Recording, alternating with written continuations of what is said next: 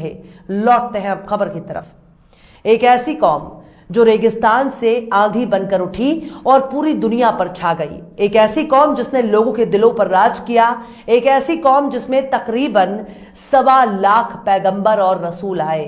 एक ऐसी कौम जिनके पैगंबरों को चाहने वाले ईसाई भी हैं और यहूदी भी। एक ऐसी कौम जिसने एक अल्लाह को मानना सिखाया।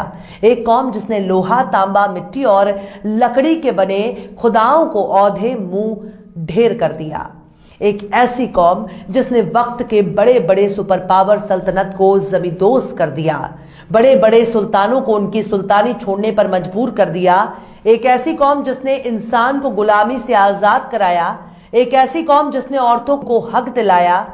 एक ऐसी कौम जिसने औरतों को तवायफ, लौंडी और हवस की बेड़ियों से आजाद कराया और उनको बीवी का दर्जा दिया।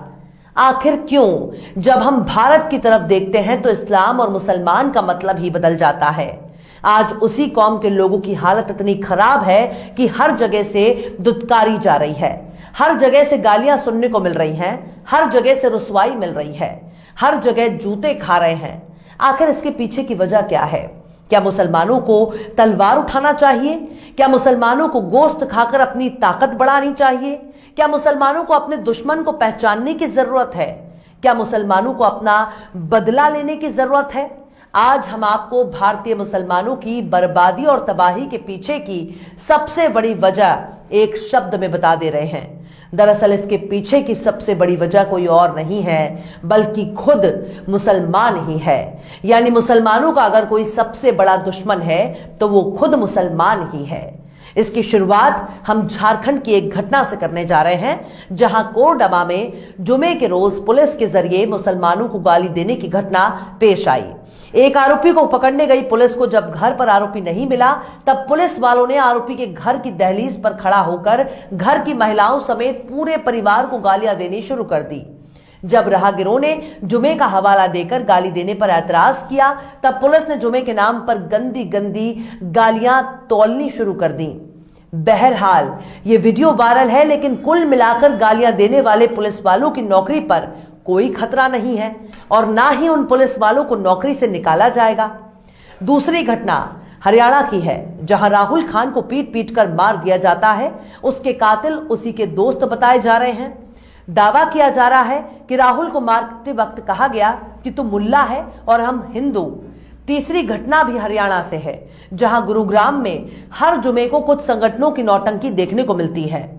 बार बार और हर बार जुमे के वक्त खुले में नमाज के विरोध के नाम पर हंगामा होता है, जबकि मुसलमानों के पास भारत में रेलवे के बाद सबसे ज्यादा जमीनें हैं।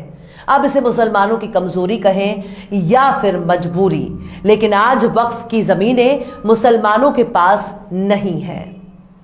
यानी अगर मुसलमान अपने ही वक्फ की जमीनें वापस हासिल कर लेता है तो आज भारत का मुसलमान सबसे बेहतर हालत में नजर आएगा। लेकिन 14% से ज्यादा की आबादी वाला मुसलमान आज इतना कमजोर हो चुका है कि भारत में हर चौथा भिखारी मुसलमान ही है। जिस कौम में गरीबों की हालत सुधारने के लिए फितरा और ज़कात का सिस्टम मौजूद है, उस कौम की ये हालात हैं कि सड़क पर चारों तरफ भीख मांगता नजर आ रहा है। आखिर क्यों मुसलमानों की ऐसी हालत हो गई है कि वो भीख मांगने के कगार पर पहुंच गया, और क्यों वक्फ की अपनी ही जमीनों को नहीं बचा पा रहे हैं, यहां तक कि अब उनकी नमाज भी महफूज नहीं? तो इसका सीधा सा जवाब है कि भारत में कोई मुसलमान ही नहीं। दरअसल मुसलमान उसे कहा जाता है जो एक खुदा को मानता हो, एक रसूल और उनके बताए रास्ते पर चलता हो और जिसका आचरण पैगंबर के मुताबिक हो। बरसों पहले जब भारत में इस्लाम आना शुरू हुआ, तब यहाँ के दलित, आदिवासी और पिछड़े समाज के हिंदुओं ने सबसे पहले इस्लाम अपनाना शुरू कर दिया। उसके बाद ऊंची जाति के हिंदुओं ने इस्लाम अपनाया, लेकिन दलित, आदिवासी और पिछड़े समाज के लोगों के जरिए इस्लाम अपनाने की सबसे बड़ी वजह थी बरसों की गुलामी और अत्याचार। जब इन लोगों ने अपने मान सम्मान के रक्षा के लिए इस्लाम अपनाया, तब ये लोग बहुत ही गरीब थे और इस्लाम कबूल करने के बाद भी गरीब रहे। मुसलमान बनने के बाद ये लोग अल्लाह को मानने लगे, लेकिन हिंदू से मुस्लिम बनने के बाद भी ये लोग जाति की गंदगी अपने सिर पर ढोते रहे। ये लोग जब इस्लाम में दाखिल हुए तो इनके साथ इस्लाम में जातिवाद भी दाखिल हो गया। ये लोग खुद को अब मुसलमान तो मानते थे, लेकिन जातिवाद की गंदगी को साथ लेकर चलते रहे। भारत के मुसलमानों में जातिवाद देखने को मिल जाएगा, जबकि इसके ठीक उलट इस्लाम में जातिवाद है ही नहीं। लेकिन भारत के मुसलमानों में जाति सिस्टम देखने को मिलती है, यानी इस्लाम कहता है कि तुम सब एक बराबर हो, लेकिन भारत का मुसलमान खुद ही एक दूसरे को छोटा और बड़ा मानता है। ये लोग नमाज पढ़कर, कुरान की तिलावत करके, रोजे रखकर और ज़कात देकर भी जाति आधारित वर्ण व्यवस्था को मानते चले आ रहे हैं। जब समय के साथ बदलाव हुआ और ऊंची जाति के हिंदुओं यानी राजपूत, क्षत्रिय, ब्राह्मणों ने जब इस्लाम कबूल करना शुरू किया, तब इन लोगों ने भी केवल अपना धर्म बदला, लेकिन जाति का गुरूर लेकर पैदा होने वालों ने हिंदू रहते हुए भी जातिवाद किया। और जब ये लोग मुसलमान हो गए, तब भी जातिवाद की गंदगी फैलाते रहे। आज हालत ये हो गई है कि शिक्षित और शहरी मुसलमानों में जाति सिस्टम बहुत कम है, लेकिन छोटे शहरों और गांव देहातों में मुसलमान आज भी जातिवाद को बहुत ही कट्टरता से मानते हैं और कास्ट सिस्टम पर उनका भरोसा वैसे ही कायम है जैसे वो हिंदू रहने के दौरान जातिवाद में गहरी निष्ठा रखते थे। इस्लाम में कुरान को अल्लाह का संदेश कहा जाता है, यानी कुरान ईश्वरीय वाणी है और ये माना जाता है कि कुरान का एक एक शब्द अल्लाह के बोले गए शब्द हैं। कुरान में अल्लाह कहता है कि हर मुसलमान बराबर है, मतलब मुसलमानों में नस्ल के आधार पर कोई किसी से छोटा बड़ा नहीं है, क्षेत्रवाद नहीं, अमीर गरीब का भेदभाव नहीं, वंशवाद नहीं। लेकिन भारत का मुसलमान तो जातिवाद का मेला ढोकर पैदा हुआ है और मरते दम तक जाति की गंदगी ढोता रहता है। कुरान में अल्लाह का फरमान है कि सारे मुसलमान एक बराबर हो, लेकिन भारत का मुसलमान कहता है कि हम शेख हैं, सैयद हैं, पठान हैं, मुगल हैं, अफगान हैं, नाऊ हैं, धोबी हैं, दर्जी हैं, लोहार हैं, मल्लाह है, जुलाहा है। यानी कुरान में जो बात अल्लाह कह रहा है उसके ठीक उलट भारत का मुसलमान अपना किरदार बना चुका है। जातिवाद भी ऐसा कि एक जाति का मुसलमान दूसरी जाति में शादी ब्याह भी नहीं कर सकता। अगर शादी कर भी ली तो उसे मुसलमान समुदाय सामाजिक मान्यता नहीं देता। अगर कोई हिंदू से मुसलमान बन गया तो उसकी संतानों से कोई भी मुस्लिम शादी नहीं करता, जबकि नया मुस्लिम हो या पुराना, सबके सब धर्म बदलकर ही मुसलमान बने हैं। कुछ तो मुसलमान होने के बावजूद आज भी जाति से राजपूत, क्षत्रिय, ठाकुर, ब्राह्मण, भूमिहार हैं।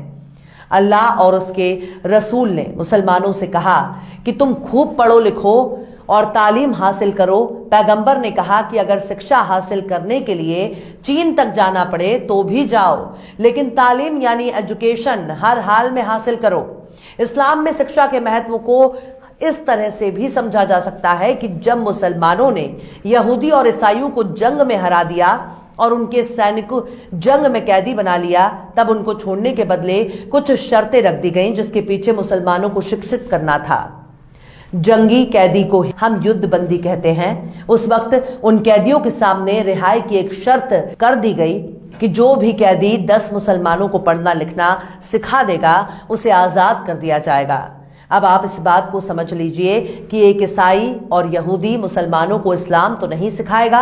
यहूदी और ईसाई आखिर एक मुसलमान को कौन सा इल्म और तालीम दे सकते थे, यानी इल्म कैसा भी उसे हासिल करना चाहिए, चाहे वो मदरसे की तालीम हो या फिर स्कूल और कॉलेज का। लेकिन मुसलमान ने तालीम से ही दूरी बना ली। आज मुसलमान भारत में सबसे जाहिल कौम है। इल्म और तालीम से दूरी बनाने की वजह से मुसलमान दूसरी भाषाओं से भी अनजान है। भारत के मुसलमान आज भी कुरान से बहुत दूर हैं। कुरान अरबी भाषा में है। 1400 साल से लेकर आज तक रोजा, नमाज, खुतबा सब अरबी भाषा में होता है। मुसलमानों के लिए अरबी भाषा ही एक सबसे बड़ी समस्या है, क्योंकि अरबी भारतीय मुसलमानों की मातृभाषा नहीं है। भारतीय मुसलमानों की भाषा हिंदी, उर्दू, भोजपुरी, मराठी, तमिल, तेलुगु, मलयाली, कन्नड़, बंगाली है। इसलिए स्थानीय और क्षेत्रीय भाषा ही मुसलमानों की मातृभाषा है।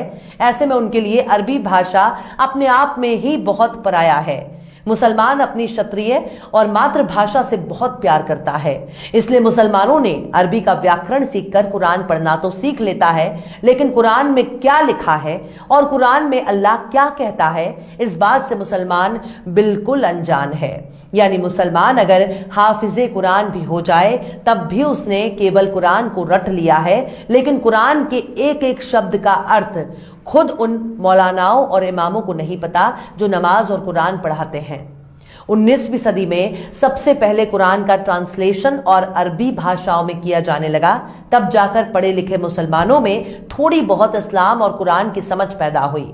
इससे पहले मौली साहब जो कह दें उसी को सच मान लिया जाता था, और मौली साहब जैसों ने ही मुसलमानों को कुरान पढ़ाकर भी कुरान से दूर कर दिया, और आज भी मुसलमानों को नए दौर के एजुकेशन सिस्टम से दूर रहे हैं। लेकिन आज भी हर मुसलमान कुरान को पढ़ना नहीं जानता, क्योंकि अरबी उनके लिए एक अनजान भाषा है।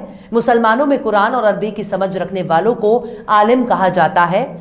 ये लोग मुफ्ती, कारी, अल्लामा जैसे नामों से पहचाने जाते हैं। बहुत ही कम ऐसे मुसलमान हैं जो खुद को मुसलमान समझते हैं, वरना ज्यादातर लोग शिक्षा के अभाव में मुसलमान होने से ज्यादा खुद को सैयद, मुगल, शेख, पठान, अफगान कहने में ज्यादा गर्व महसूस करते हैं। तो ऐसे में सवाल है कि ऐसी जाहिल, बदकार और जातिवाद से दूषित कौम को आप किस नजरिए से मुसलमान कहते हैं? जातिवाद के अलावा भी भारतीय मुसलमानों में एक और बीमारी ने बहुत ही तेजी से पांव पसार लिए हैं, और उसका नाम है फिरका परस्ती। मुसलमानों को धक्के मारकर पीछे धकेलने में जातिवाद और वैचारिक मतभेद की बहुत बड़ी भूमिका है। मुसलमानों में सबसे ज्यादा जातिवाद और मसलक फिरके हैं। इन्हें आप वैचारिक मतभेद वाले संगठन या फिर विचारधारा कह सकते हैं। इनको देवबंदी, वहाबी, बरेलवी के नाम से भी पहचाना जा सकता है। आपको ये बात सुनकर भी बहुत हंसी आएगी कि भारत का मुसलमान ही विचारधारा के आधार पर एक दूसरे को मुसलमान नहीं मानते। आप सोच रहे होंगे, अगर ये लोग एक दूसरे को मुसलमान नहीं मानते तो फिर क्या मानते हैं? दरअसल ये लोग एक दूसरे को काफिर और गैर मुस्लिम मानते हैं। दरअसल हर देवबंदी, वहाबी, बरेलवी एक दूसरे को अपना वैचारिक दुश्मन मानते हैं, एक दूसरे के खिलाफ फतवे जारी करते रहते हैं। भारत के मुसलमान इतने निर्लज्ज हो चुके हैं कि इन्होंने विचारधारा के आधार पर अपनी अपनी मस्जिदें भी बनवा ली हैं। हर विचारधारा वाला व्यक्ति दूसरे विचारधारा वालों की मस्जिद में नमाज पढ़ने से परहेज करता है। एक फिरका तो खुद को बरेलवी कहता है और कहता है कि जो मुसलमान बरेलवी नहीं वो मुसलमान ही नहीं और कभी भी जन्नत में नहीं जाएगा। यानी जन्नत का एकमात्र दावेदार वो खुद को मानता है। आपको हैरानी होगी कि दूसरे विचारधारा के मुसलमान ने अगर बरेलवी विचारधारा की मस्जिद में कदम रख दिया तो फिर उसकी खैर नहीं। अगर वो बच गया तो शायद ही उसकी हड्डी पसली और इज्जत सलामत रहे। एक बात और, जिंदा रहते हुए भी हर मुसलमान दूसरे मुसलमान को काफिर और बद अकीदा मानता है, और अगर कभी मर गया तो उसका अंतिम संस्कार कोई दूसरे विचारधारा का व्यक्ति नहीं कर सकता। यानी पैगंबर का इस्लाम कुछ और है, लेकिन भारतीय मुसलमानों का इस्लाम कुछ और। इस बात को कहने में कोई गुरेज नहीं होना चाहिए कि पैगंबर हजरत मोहम्मद के इस्लाम और भारत के इस्लाम में जमीन आसमान का फर्क है। पैगंबर और कुरान को ठीक उल्टा काम भारतीय मुसलमान करते हैं। दुनिया के बाकी देशों में पढ़े लिखे लोग इस्लाम को पढ़कर और समझकर इस्लाम अपनाते हैं, जबकि भारत में मुसलमान बनने से पहले यह भी खुद को ही तय करना होता है कि वो कौन सा मुसलमान बनेगा। मतलब कि देवबंदी बनेगा, बरेलवी बनेगा, अहले हदीस वहाबी बनेगा। वो यानी मुसलमान सब कुछ बन जाएगा लेकिन मुसलमान नहीं बनेगा। भारत में मुसलमान बनने के लिए नाम भी बदलना होता है। यानी अगर कोई मुसलमान बनता है तो उसे अपना नाम बदलकर उर्दू नाम रखना होगा। यानी इस्लाम कहता है कि धर्म बदलने के लिए अकीदा बदलो, लेकिन भारत का मुसलमान कहता है अपना नाम भी बदलो। यानी अनिल, महेश, पूजा, मनीषा अगर को मुसलमान बनना है तो उनको अपना नाम भी बदलना होगा। इसलिए भारत का मुसलमान बहुत कंफ्यूज है। इनके कुछ उलेमाओं को अगर छोड़ दिया जाए तो ज्यादातर एक दूसरे को नफरत की निगाह से देखते हैं, यहां तक कि एक दूसरे का पानी भी नहीं पी सकते। हर फिरका दूसरे फिरके वाले से सलाम भी नहीं कर सकता क्योंकि इसे गुनाह माना जाएगा। इनके कुछ उलेमा तो अक्सर पैगंबर मोहम्मद की शान में गुस्ताखी भी कर चुके हैं। आप चाहें तो इसकी तस्दीक खुद भी कर सकते हैं। ये लोग इतने अंधे हो चुके हैं कि वो मुसलमानों को ही मुसलमान नहीं मानते बल्कि उन्हें काफिर कहते हैं। तो ये है भारतीय मुसलमानों की एकता और अखंडता। भारत में ज्यादातर आबादी ग्रामीण है जो आपस में फिरका परस्ती और मसलक के आधार पर बटे हुए हैं, तो वहीं दूसरी तरफ जातिवाद इनकी नसों में कूट कूट कर भरा है। भारतीय मुसलमानों के जैसे ही अखंड भारत के मुसलमान का हाल है, यानी यही हाल पाकिस्तान और बांग्लादेश में भी है। अब सुनिए कि पैगंबरे इस्लाम ने क्या कहा है। पैगंबर ने कहा कि ए मुसलमानों, तुम सब आपस में भाई भाई हो। तुम में गोरे और काले के आधार पर कोई बड़ा या छोटा नहीं, अमीर और गरीब के आधार पर कोई श्रेष्ठ नहीं, क्षेत्र के आधार पर कोई ज्येष्ठ नहीं, यानी अरबी को गैर अरबी और गैर अरबी को अरबी पर कोई श्रेष्ठता हासिल नहीं। सब एक दूसरे के भाई हो और सब बराबर हो। आपको हम बता दें कि इस्लाम आया ही है गैर बराबरी को मिटाने के लिए। इसका मूल आधार ही भेदभाव को समाप्त करना और गैर बराबरी को जड़ से मिटाना है। लेकिन भारत का मुसलमान पैगंबर की बात नहीं मानने की कसम खाकर बैठा है। दरअसल भारत का मुसलमान एक फटा हुआ डिब्बा है जिसमें इतने छेद हैं कि हर तरफ से पानी निकलता रहता है। आप छेद को भरने की कोशिश करेंगे तो ये लोग आपको खुद ही ना समझ करार देंगे। एक तरह से आप समझ लीजिए कि भारत का मुसलमान जिस अल्लाह और कुरान को मानने का दावा करता है, दरअसल वो मोहम्मद का अल्लाह नहीं है। पैगंबर हजरत मोहम्मद के अल्लाह को मानने वाला ही मुसलमान होगा, चाहे वो दुनिया का कोई भी शख्स हो। जब तक वो मोहम्मद के अल्लाह को नहीं मानता और मोहम्मद के बताए रास्ते पर नहीं चलता, तब तक वो मुसलमान है ही नहीं। यानी कि खुदा को मानने का दावा करने वाले बहुत सी कौमें हैं। हर धर्म ईश्वर को किसी न किसी रूप में मानता है, लेकिन मुसलमान होने की शर्त ही यही है कि आपको हजरत मोहम्मद के नजरिए से खुदा को मानना होगा और यह भी मानना होगा कि हजरत मोहम्मद ही आखिरी पैगंबर है। टाइम्स मेल ने अपने रिसर्च के दौरान ये पाया कि भारत का मुसलमान पूरी दुनिया का 8वां अजूबा है, जिसके सोच और विचार दुनिया के बाकी मुसलमानों से बहुत अलग है। हमें बहुत ही दुख के साथ इस बात को कहना पड़ रहा है कि भारत के मुसलमान कलमा, कुरान, नमाज पढ़कर और रोजे रखकर भी मुसलमान नहीं बन पाए। इनको अगर फर्जी और भटका हुआ गुमराह कहा जाए तो गलत नहीं होगा, क्योंकि जिसके पास ईमान ही नहीं वो मुसलमान कैसे हो सकता है। भारतीय मुसलमानों के पीछे रहने की एक बड़ी बुराई अशिक्षा है।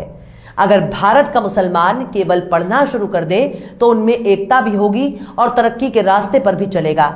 भारत में केरल के लोग सबसे पढ़े लिखे माने जाते हैं क्योंकि वहां का शैक्षिक स्तर बहुत ऊंचा है। वहां का मुसलमान काफी पढ़ा लिखा माना जाता है। केरल के मुसलमानों की हालत ऐसी नहीं है जैसा दूसरे भारतीय मुसलमानों की है। भारत में केरल का मुसलमान दूसरों से कई ज्यादा बेहतर हालात में है। भारतीय मुसलमान की हालत पर अल्लामा इकबाल ने भी पहले कह दिया था, इसे जरा गौर से सुनिए। यूं तो सैयद भी हो, मिर्जा भी हो, अफगान भी हो। यूं तो सैयद भी हो, मिर्जा भी हो, अफगान भी हो। तुम सभी कुछ हो, बताओ तो मुसलमान भी हो। यानी भारत का मुसलमान सब कुछ है, लेकिन बस मुसलमान ही नहीं। ऐसे मुसलमानों को देखकर यहूदी और ईसाई भी शर्म से पानी पानी हो जाएं।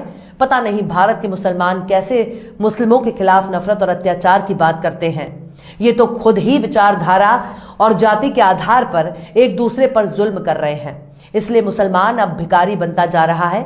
खुद को मुसलमान कहने वाले इन लोगों को शर्म से डूब मरना चाहिए। खुद को मुसलमान भी कहते हैं और कई टुकड़ों में भी बटे हैं।